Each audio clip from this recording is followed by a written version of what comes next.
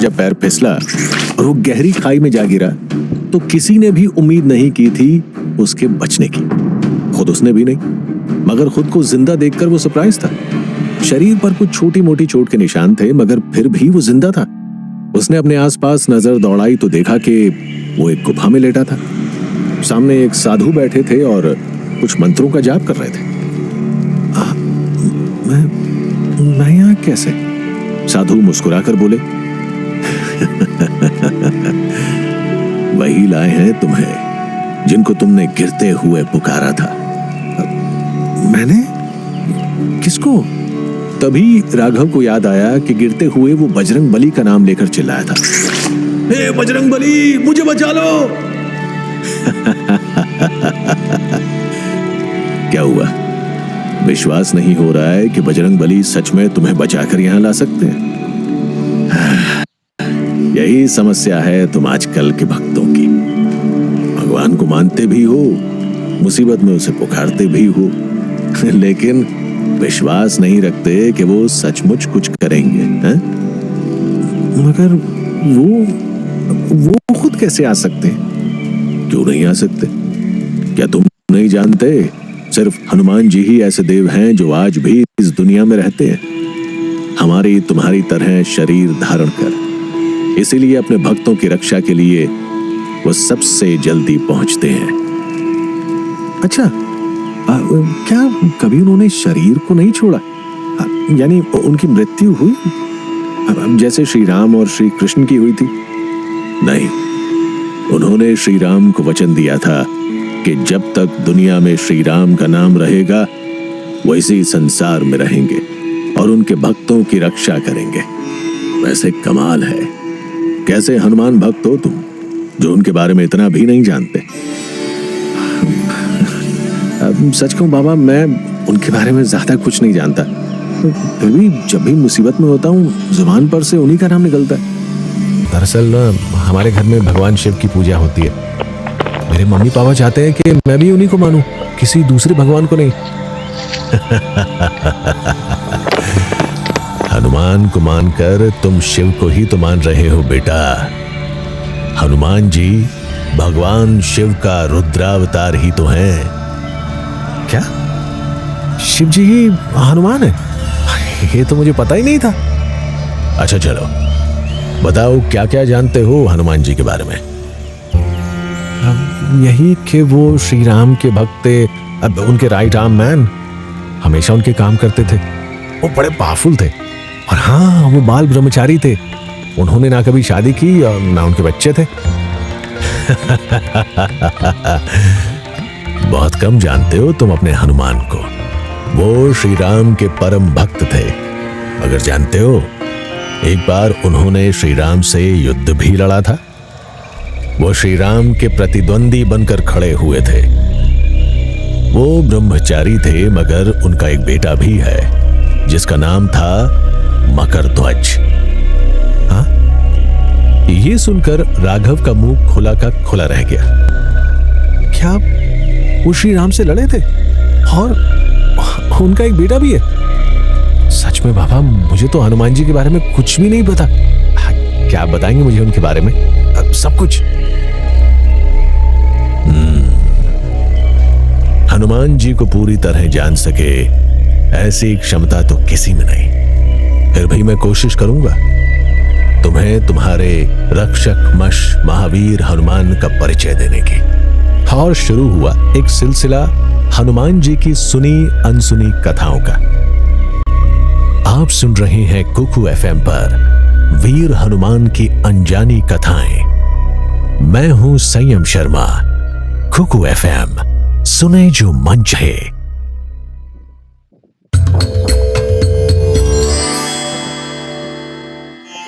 श्री हनुमान जी भगवान शिव के 11वें रुद्रावतार हैं। यानी भगवान शिव ने ही हनुमान जी का रूप लेकर अवतार लिया। इसके पीछे भी एक कारण था जो जुड़ा था भगवान विष्णु को मिले एक श्राप से। हुआ यूं कि एक बार परम विष्णु भक्त नारद मुनि ने हजारों वर्षों तक तपस्या की। उनकी तपस्या देखकर इंद्रदेव हमेशा की तरह घबरा गए और उन्होंने कामदेव को बुलाकर कहा, तुम जाकर नारद मुनि की तपस्या भंग करो। कहीं ऐसा ना हो कि तपस्या के बल से वो देवलोक का सिंहासन प्राप्त कर ले। जो आज्ञा इंद्रदेव। कामदेव नारद मुनि की तपस्या भंग करने चल दिए। उन्होंने सारे तरीके आजमा लिए, लेकिन वे नारद मुनि का ध्यान भंग न कर सके और खाली हाथ लौट आए। तपस्या पूरी होने पर नारद मुनि को इस बात का बड़ा घमंड हो गया कि उन्होंने कामदेव को हरा दिया। अब वो चाहते थे ये बात भगवान विष्णु और शिव जी को भी पता चले कि वो कितने बड़े तपस्वी हैं। बस वो पहुंच गए भगवान विष्णु के सामने। प्रणाम प्रभु। कैसे हैं नारद मुनि? आपकी तपस्या कैसी रही? तपस्या निर्विघ्न पूरी हुई प्रभु। इंद्रदेव की हालत खराब हो गई मेरी तपस्या से, यहां तक कि कामदेव भी मेरा कुछ नहीं बिगाड़ पाए। तभी वहां भगवान शिव भी आ गए। वाह, ये तो बड़ी खुशी की बात है मुनिवर। वाकई आप जैसा तपस्वी संसार में दूसरा कोई नहीं। खुद ही अपनी तारीफें कर नारद मुनि वहां से चले गए। महादेव भगवान विष्णु को चिंता में देखकर समझ गए थे कि नारद मुनि अहंकार में फंस चुके हैं और विष्णु जी इस बात से परेशान है। महादेव ने उनसे पूछा, क्या सोच रहे हैं प्रभु? यही कि भोला भक्त कामदेव से तो बच गया, मगर अहंकार में फंस गया है। उसको सही रास्ते पर लाना पड़ेगा। बात तो आप सही कह रहे हैं। नारद मुनि आपके परम भक्त हैं। अब भक्त की रक्षा तो करनी ही पड़ेगी। महादेव की बात सुनकर भगवान विष्णु मंद मंद मुस्कुराने लगे। उन्होंने अपनी योग माया से एक मायावी नगरी का निर्माण किया जो देखने में बेहद सुंदर, बेहद भव्य थी, और ये उसी रास्ते में बनाई गई थी जहां से नारद मुनि रोज गुजरा करते थे। नारद जी ने जब उस नगरी को पहली बार देखा तो घोर आश्चर्य में पड़ गए। कितना सुंदर नगर है ये, कमाल है। मैं यहां से कितनी बार गुजरा हूं, मगर ये पहले कभी नजर क्यों नहीं आया? नारद जी नगर में जाकर घूमने लगे। उस समय नगर में वहां की राजकुमारी विश्व मोहिनी के स्वयंवर की तैयारियां चल रही थी, जो किसी अप्सरा से भी ज्यादा सुंदर और आकर्षक थी। नारद मुनि उसे देखते ही उस पर मोहित हो गए। उन्होंने राजकुमारी की कुंडली भी देखी, जिसमें लिखा था, जो उस राजकुमारी से विवाह करेगा वो अजय और अमर हो जाएगा। कुंडली देखकर नारद मुनि सोचने लगे, अगर मेरा विवाह राजकुमारी से हो जाए तो, मगर कहां ये रूपसी और कहां मैं साधारण शक्ल सूरत वाला जोगी, ये मुझे क्यों पसंद करेगी? लेकिन अगर मुझे भगवान विष्णु जैसा रूप मिल जाए तो शायद बात बन जाए। नारद मुनि अपनी इच्छा लेकर भगवान विष्णु के पास गए। हे प्रभु, आप मुझे विश्व मोहिनी के स्वयंवर में हिस्सा लेने के लिए अपने जैसा सुंदर और आकर्षक बना दीजिए, ताकि वो अपने स्वयंवर में मेरा ही चुनाव करे। विष्णु जी मन ही मन हंस पड़े और सोचने लगे, मेरी माया ने अपना काम कर ही दिया, नारद मुनि को फंसा ही लिया। वे नारद मुनि से बोले, मैं अपने भक्तों की हमेशा मदद करता हूं, तुम्हारी भी करूंगा। विष्णु जी ने नारद मुनि का शरीर तो अपने जैसा बना दिया, लेकिन चेहरा एक बंदर का बना दिया। नारद मुनि अपने हाथ पैर देखकर, सुंदर वस्त्र आभूषण देखकर खुश हो रहे थे, लेकिन अपना चेहरा वो देख नहीं पाए थे। इसीलिए खुशी खुशी राजकुमारी के स्वयंवर में चले गए। वहां सब उनको देखकर हंस रहे थे, मगर उन्हें कुछ समझ में नहीं आ रहा था कि ऐसा क्यों हो रहा है। विश्व मोहिनी भी वरमाला लिए जब उनके सामने से गुजरी तो उन पर हंसी और फिर आगे बढ़ गई। तभी वहां भगवान विष्णु भी आ गए। राजकुमारी ने जैसे ही उन्हें देखा, उसने उनके गले में वरमाला डाल दी। ये देख नारद मुनि गुस्से से भर गए और विष्णु भगवान से बोले, प्रभु, आप जानते थे मैं विश्व मोहिनी से विवाह करना चाहता हूं, फिर आप क्यों आए यहां? आप यहां ना आते तो राजकुमारी मेरे गले में ही वरमाला डालती।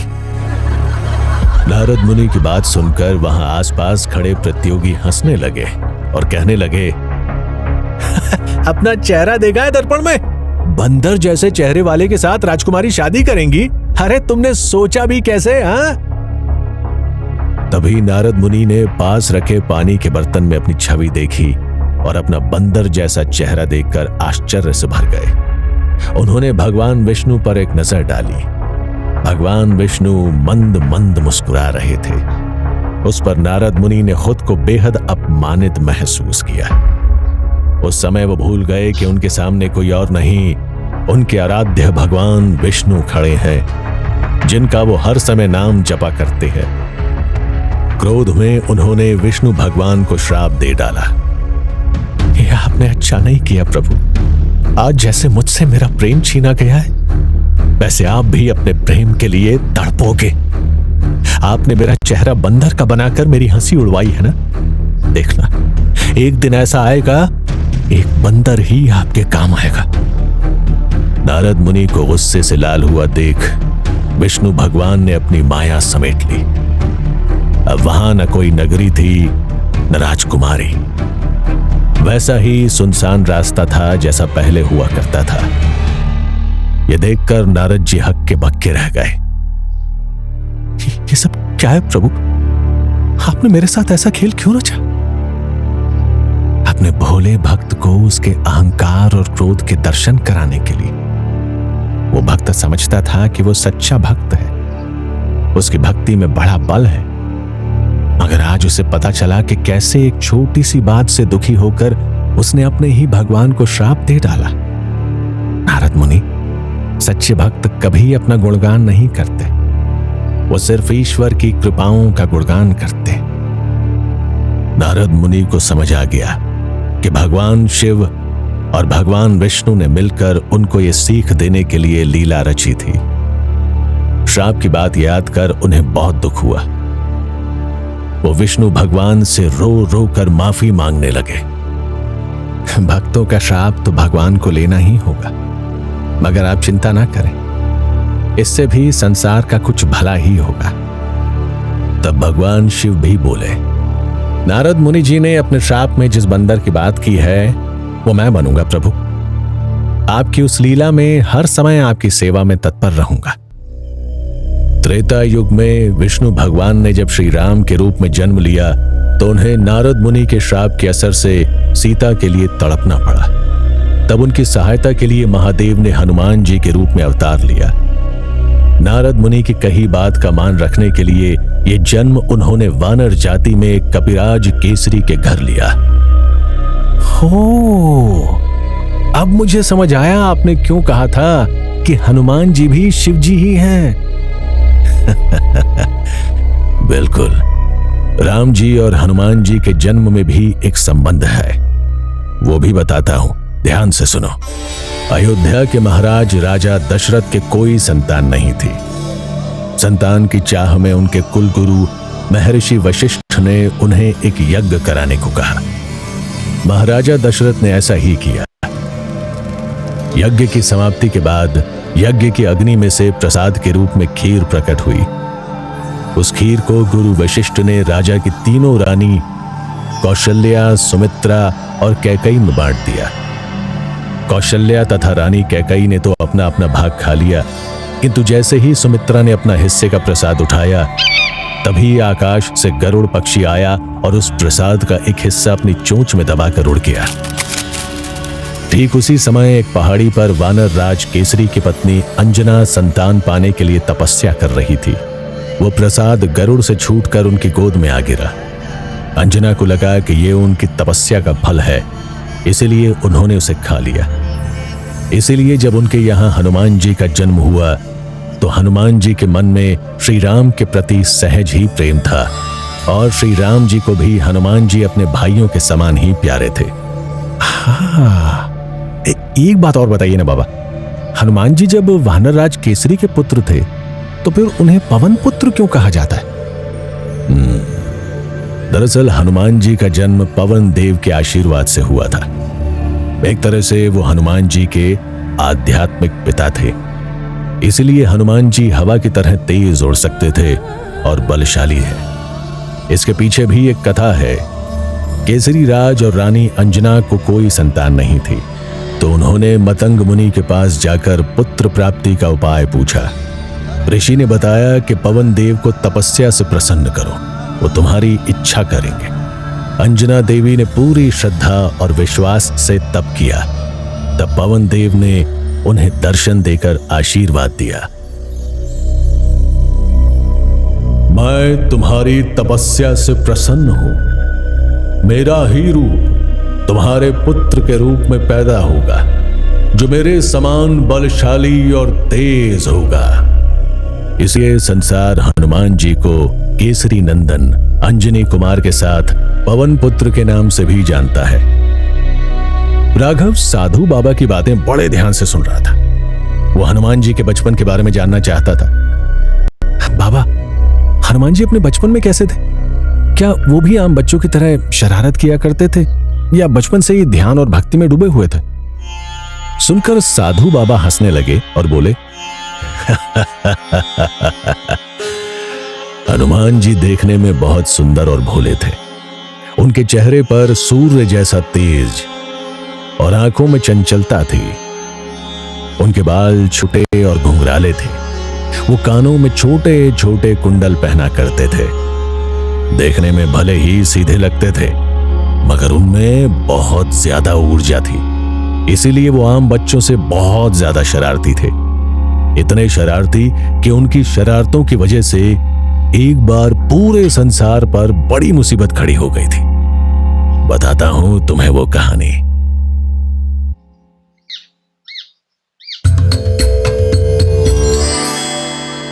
हनुमान जी को पवन देव ने अपने ही समान शक्तियां दी हुई थी, यानी वे हवा की गति से कहीं भी जा सकते थे।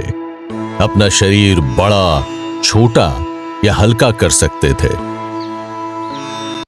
लेकिन हनुमान जी थे तो बच्चे ही, न उन्हें अपनी शक्तियों का अंदाजा था और न ही इतनी समझ थी कि उन्हें कब और कैसे प्रयोग करना चाहिए। इसी कारण एक बार बड़ी समस्या हो गई थी। हुआ यूं कि बाल हनुमान को बड़ी भूख लग रही थी। माता अंजनी आसपास नहीं थी। तभी उनकी नजर उगते सूरज पर पड़ी, जो किसी लाल फल सा नजर आ रहा था। उसे देखकर वो सोचने लगे, अरे ये कितना सुंदर फल टंगा है आकाश में। माता तो दिख नहीं रही। जब तक वो मुझे भोजन दे तब तक मैं इसे ही खा लेता हूं। ऐसा सोचकर हनुमान जी ने सूरज की ओर हाथ बढ़ाया। वो उनकी पकड़ में नहीं आया, तो उनका शरीर अपने आप तेजी से सूरज की ओर उड़ने लगा। जैसे जैसे पास जाने पर सूरज बड़ा होता नजर आ रहा था, वैसे वैसे बालक हनुमान का भी शरीर बड़ा होता जा रहा था। बाल हनुमान जल्दी ही सूरज तक पहुंच गए और उन्होंने सूरज को अपने मुंह में रख लिया। ऐसा होते ही पूरे संसार में अंधेरा हो गया। सूरज के चारों ओर घूमने वाले ग्रहों की गति रुक गई। ये देख देवताओं में खलबली मच गई। इंद्रदेव तुरंत ऐरावत पर सवार होकर वज्र हाथ में लेकर देखने चले कि ऐसा क्यों हुआ है। वहां पर उन्होंने बाल हनुमान को देखा। ए बालक, कौन हो तुम? तुम्हारी सूर्य देव को निगलने की हिम्मत कैसे हुई? जानते भी हो इसका परिणाम क्या होगा। चलो जल्दी से उन्हें मुक्त करो। ये फल मैंने लिया है और अब ये मेरा है, मैं इसे खाऊंगा। ये कोई फल नहीं है, सूर्य देव हैं, जिनकी ऊर्जा और प्रकाश से सारा संसार चल रहा है। इंद्रदेव समझाने की कोशिश कर रहे थे, मगर हनुमान जी तो बच्चे ही थे। उन्हें इन सब बातों की कहां समझ थी। आखिर में इंद्रदेव को इतना गुस्सा आया कि उन्होंने अपने वज्र से हनुमान जी पर प्रहार कर दिया, जिससे वो बेहोश होकर पृथ्वी पर गिर गए। जब यह बात पवन देव को पता चली तो वो बुरी तरह क्रोधित हो उठे। इंद्रदेव, हनुमान को चोट पहुंचाकर तुमने अच्छा नहीं किया। तुम्हारी इस गलती की सजा तुम्हें और इस संसार को भुगतनी पड़ेगी। क्रोध में आकर पवन देव ने हवा की गति रोक ली, जिससे जीव जंतुओं, वनस्पतियों सभी का दम घुटने लगा। पृथ्वी पर हाहाकार मच गया। सभी देवताओं को चिंता होने लगी। इंद्रदेव जल्दी ही कुछ कीजिए, पवन देव का क्रोध शांत कीजिए, वरना पृथ्वी पर जीवन का अस्तित्व ही मिट जाएगा। इंद्रदेव सभी देवताओं को साथ लेकर पवन देव को मनाने चल दिए। शांत हो जाइए पवन देव, बालक हनुमान जल्दी ही पूरी तरह स्वस्थ हो जाएगा, आप चिंता ना करें। बाकी देवता भी बोले, हाँ पवन देव, हम सभी देवता बालक हनुमान को अपनी अपनी शक्तियां देंगे, वो संसार का सबसे शक्तिशाली बालक होगा। इसके बाद हनुमान जी को सभी देवताओं से वरदान मिलने लगे। मैं सूर्यदेव बालक हनुमान को अपने तेज का 100वां भाग देता हूं। ये मेरे ही समान तेजस्वी होगा। भविष्य में मैं खुद इसे शिक्षा दूंगा। मैं न्याय का देवता यमराज हनुमान को वरदान देता हूं कि ये हमेशा स्वस्थ और निरोगी रहेगा। इसका कभी कोई वध नहीं कर पाएगा। मैं देवराज इंद्र बालक हनुमान को वरदान देता हूं कि यह बालक संसार में सबसे ज्यादा शक्तिशाली होगा। मेरे वज्र का भी इस पर कोई असर नहीं होगा। मैं जल देवता बाल हनुमान को वरदान देता हूं कि जल कभी हनुमान को डुबो नहीं पाएगा। मैं कुबेर बाल हनुमान को अपनी परम शक्तिशाली गदा देता हूं, जिसके बल पर इसे कोई भी युद्ध में हरा नहीं पाएगा। मैं विश्वकर्मा हनुमान को वरदान देता हूं कि मेरे बनाए हुए जितने भी शस्त्र हैं वो सब हनुमान पर बेअसर रहेंगे, वो हर युद्ध जीतेगा। मैं ब्रह्मदेव हनुमान को वरदान देता हूं कि इसकी भक्ति भी प्रभावी होगी और शक्ति भी। ये इच्छा और जरूरत के अनुसार रूप रंग आकार बदल सकेगा। जहां चाहेगा वहां तेजी से पहुंच जाएगा। इस पर ब्रह्मास्त्र का भी कोई असर नहीं होगा।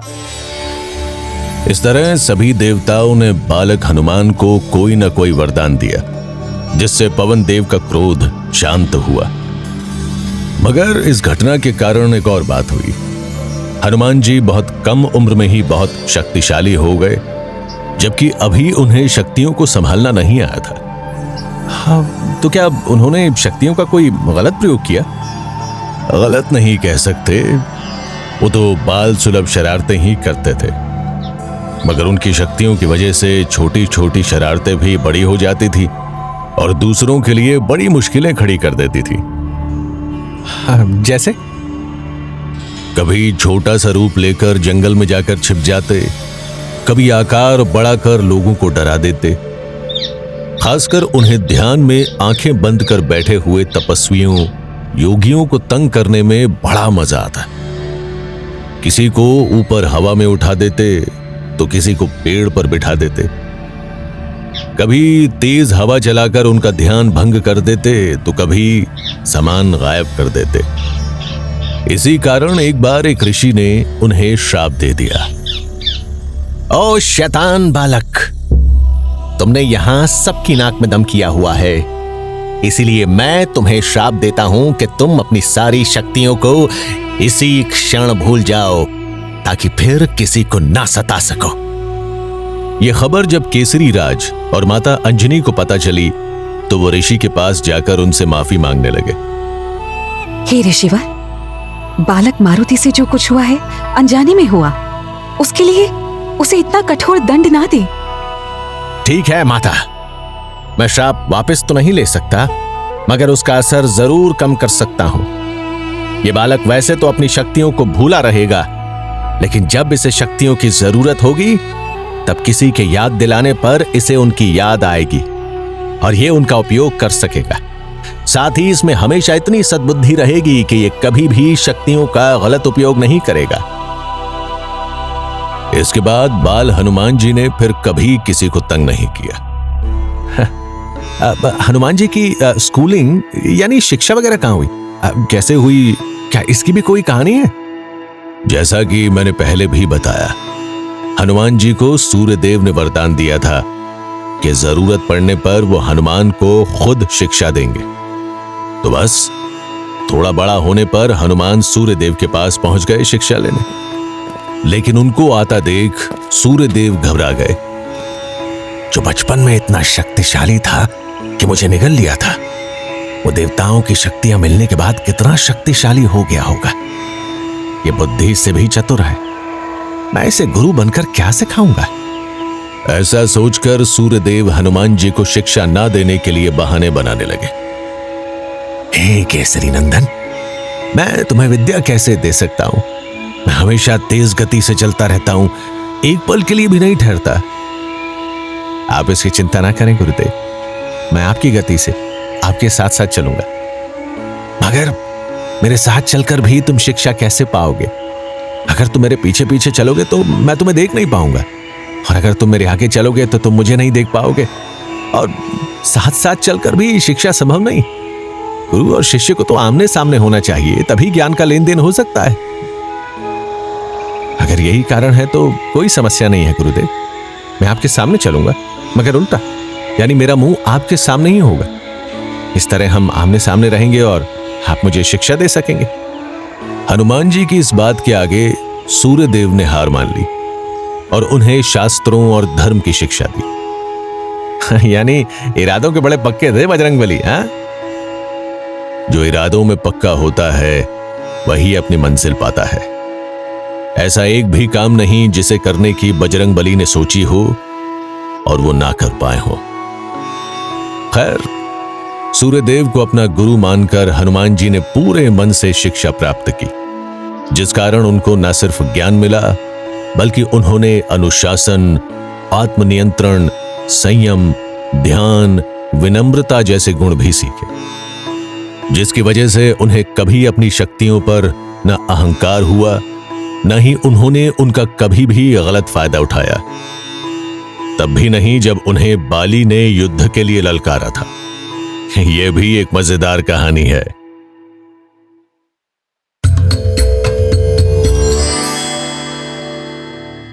साधु बाबा के मुंह से बाली का नाम सुनकर राघव सोच में पड़ गया। क्या ये वही बाली है जिनको श्री राम ने मारा था? हाँ, ये वही बाली है। बाली किष्किंधा नगरी का राजा था। वो भी हनुमान जी ही की तरह वानर जाति का था। बाली बहुत शक्तिशाली था और उसको अपनी शक्ति का घमंड भी था। उसको यह वरदान मिला हुआ था कि जब भी किसी से युद्ध करेगा तो सामने वाले प्रतिद्वंदी का आधा बल उसको मिल जाएगा। इसलिए बाली को हराना असंभव था। इसी बात का बाली को घमंड हो गया था। वो दुनिया भर में वीर योद्धाओं को ललकारता और उनको हराकर अपने अहंकार की संतुष्टि करता। वो रावण को भी हरा चुका था।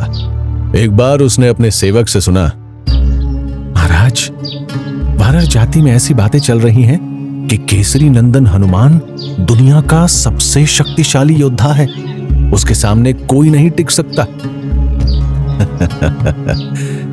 कोई बात नहीं सेवक, वानरों का ये भ्रम दूर किए देते हैं। अगले ही दिन बाली जंगल वहां पहुंच गया जहां हनुमान जी ध्यान में बैठे हुए थे। बाली उनके सामने पहुंचा और कुश्ती के लिए ललकारने लगा।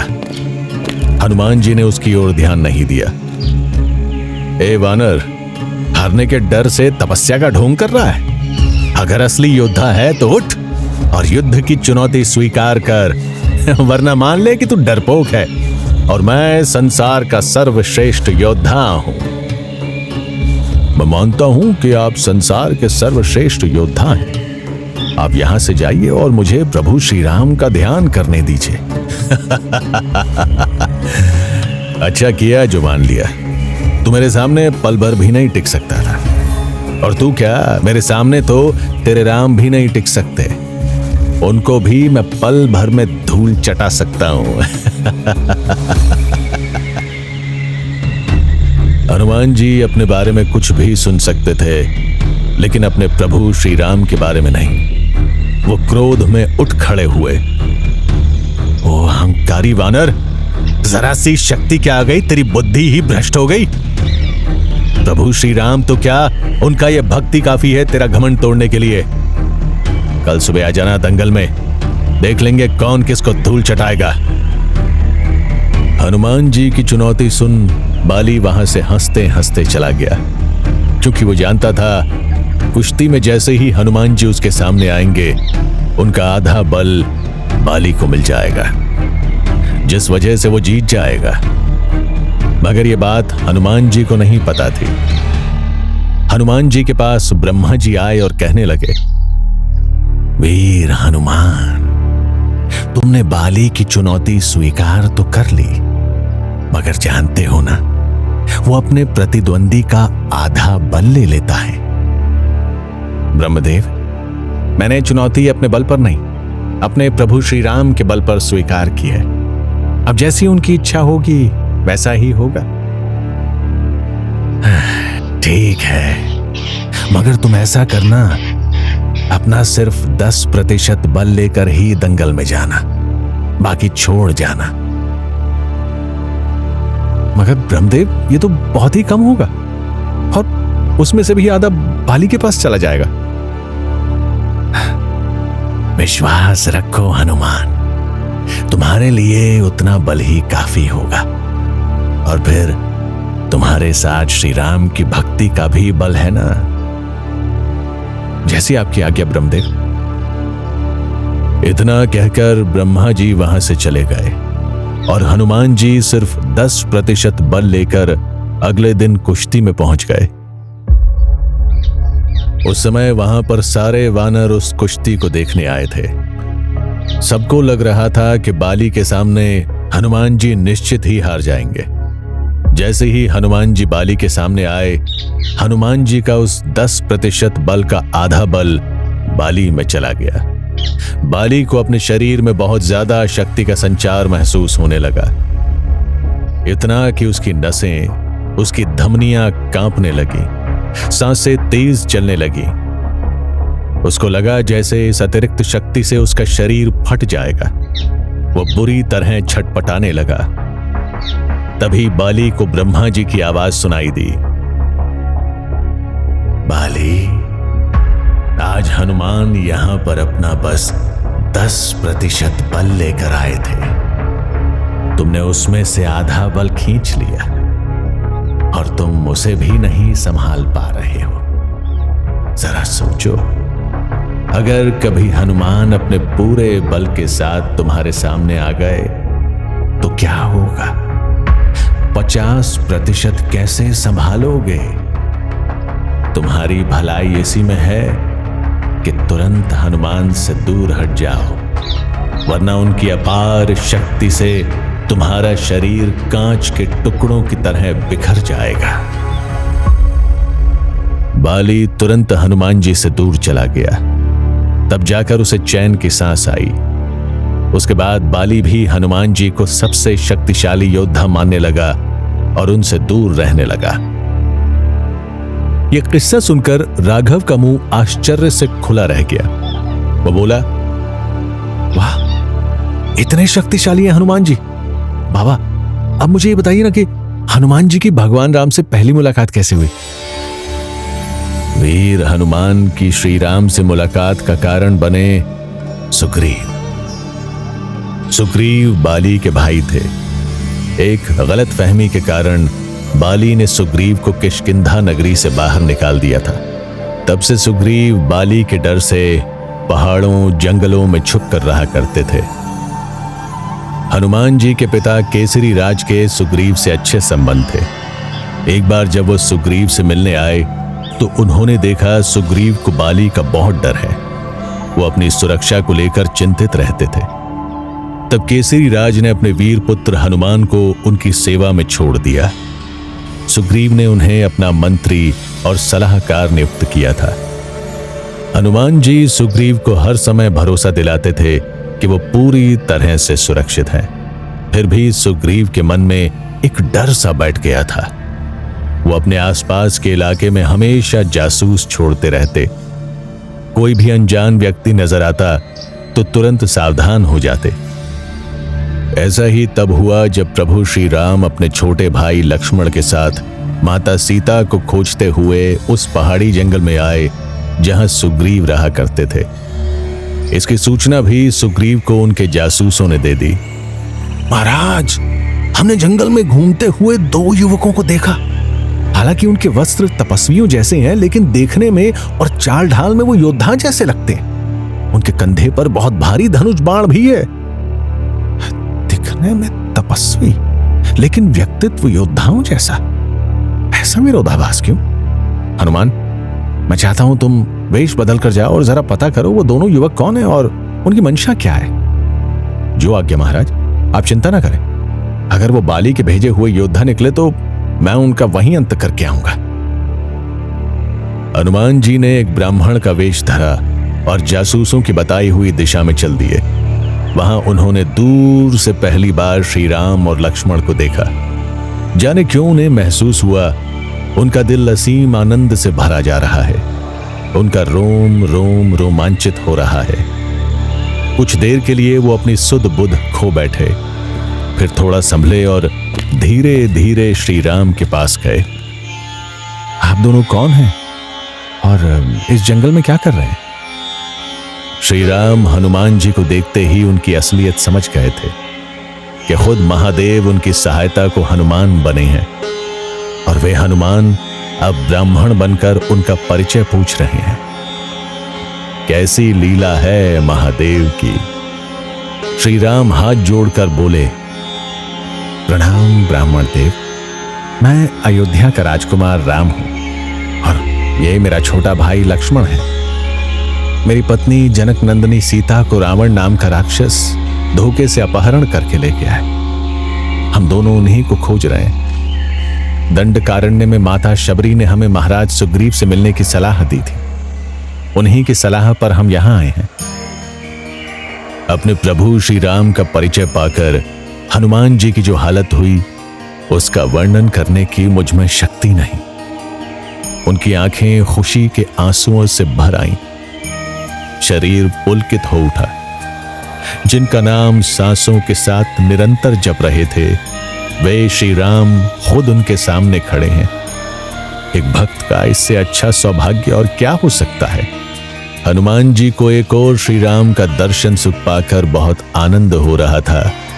वहीं ग्लानि भी हो रही थी कि क्यों वो अपने प्रभु को पहचान नहीं पाए, क्यों धोखे से उनकी खोज खबर लेने आए। क्या सोचेंगे प्रभु उनके बारे में।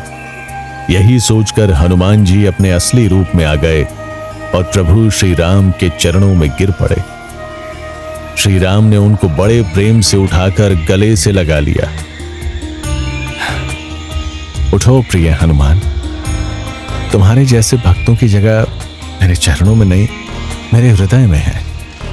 इसके बाद श्री राम ने हनुमान जी को सीता हरण का पूरा किस्सा कह सुनाया, जिसे सुनकर हनुमान जी सोचने लगे, जिस नारायण स्वरूप राम को भूत भविष्य वर्तमान की एक एक बात पता है, वो मर्यादा में होने के कारण एक साधारण इंसान की तरह अपनी पत्नी को खोजते फिर रहे हैं। मुझे भी उनकी इस मर्यादा का सम्मान करना चाहिए। उनका सेवक बन उनके हर काम में मदद करनी चाहिए।